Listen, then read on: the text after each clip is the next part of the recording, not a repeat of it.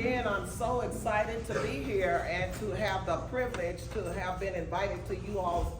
I believe it's your first official unit meeting. These are meetings that are held for your individual units. We are a part of 10 units. As the president, I have the authority to promote and bring about the union movement with 10 other units. So this is you all's first meeting that I'm understanding. And first of all, I want everyone to understand that we are a proud organization. We are a labor movement that's up and active, and we have a lot to do. We are the United Automobile, Aerospace, and Agricultural Implement Workers of America.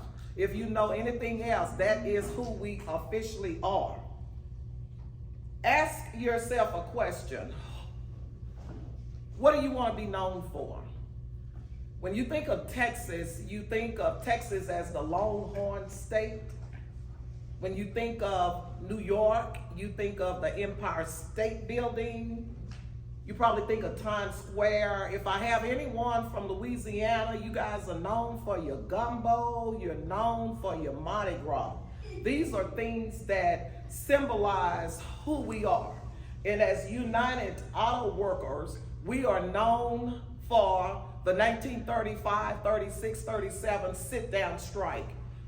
As I stand today, I'm reminding you all that those gentlemen didn't have it easy. They had a lot of obstacles in their way, but together, being cohesive, they were able to move mountains. I believe that Universal dedicated, as well as our sit-down strikers of 1936 and 37, have an opportunity today to move mountains. You have a unique opportunity to adjust and to adapt to who you want to be. Who you want to be. That is just as important as your name, as your birth name. You was given that. That is your identity. So as your president, I need you all to understand that we are a proud labor movement. Because of those sit-down strikers, we're able to stand today. And I'm glad because of that. They were in Flint, Michigan. Very cold, December, January 1936. The company was not listening to them. They had a lot of apprehension. They had a lot of things that they needed to do. They were men trying to support their families. There were no women in the plant at that time.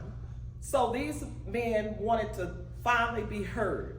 They had a lot of grievances, and the company dispelled them. Even though Walter Reuther, which is our organizer, had put things in place, management still was not listening to what they had to say. So what did they do? They sat down in the plant. After a couple of days or so of cold, rain, hunger, the women, their wives, decided we need to do something as well. So that's when women became involved. And because of a pro-labor president, FDR, Franklin Roosevelt, he agreed with the mission. It's synonymous of today with the UAW believing in what Joe Biden, our president, is part of our organization and labor movement. So we have some comparison and we have some contrast of the sit-down strikers as well as today with where we are today. So we have to ask ourselves at this day to define who we are, what do we stand for? I want to remind you all that part of a situation, part of grievances is because of things like miscommunication. I'm aware of that. It takes one bad apple to ruin the whole bunch. So miscommunication is a key ingredient to having disharmony in a plant. Miscommunication. Perhaps you don't understand the language, or perhaps something that was said you didn't agree with. So I'm aware of bad scenarios and how we can get there. But what I'm about today is to talk about how do we move beyond that? Just like the sit-down strikers, how did they put action to their steps? How do we move beyond the discontent, the disgrumblement, the excessive labor board charges. How do we get beyond that? I have an idea. If we can come together and speak in kindness, if we can come together and uplift each other, if we can come together and ask the assailant, what did you say? What didn't you say? What did you mean by these? These are actionable steps to promote a better communication, a better understanding, and that is why I'm here today to assist in building bridges and gaps. Part of getting from A to B, it's all about equality. We have to know we're all in here for equal rights. Everybody wants to be heard. Everybody wants to be viewed as equal to their counterpart. We also have to remember about inclusivity. We need to include as many people on our labor movement team as we possibly can. So what am I saying? I'm saying, come one, come all. Let's invite, let's make this movement a great movement. Let's be more inclusive.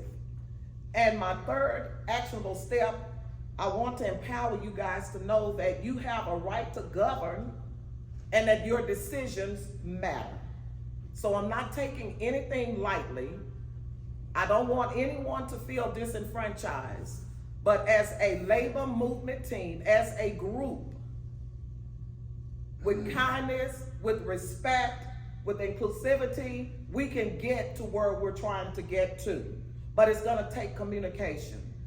As I turn the meeting over to Gypsy to run her unit meeting as she has her agenda, I wanna ask you a final question. Back in biblical days, there were two brothers, Cain and Abel. And God asked that one question, am I my brother's keeper? Today in 2024, I want each of you to examine that particular question and ask yourself, am I my brother's keeper? If you were to ask me that question, quite naturally being the president, because I see such a great future, because I know of our culture, because I know of the pain, the struggle, the fight, what we've been through. Yes, I'm my brother's keeper.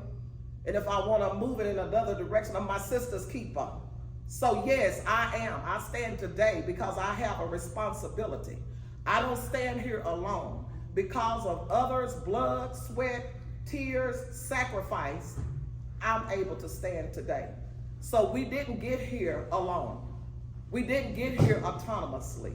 We didn't get here without the help of our foreparents, our forefathers, sisters, brothers, aunties, neighbors. So we are a community.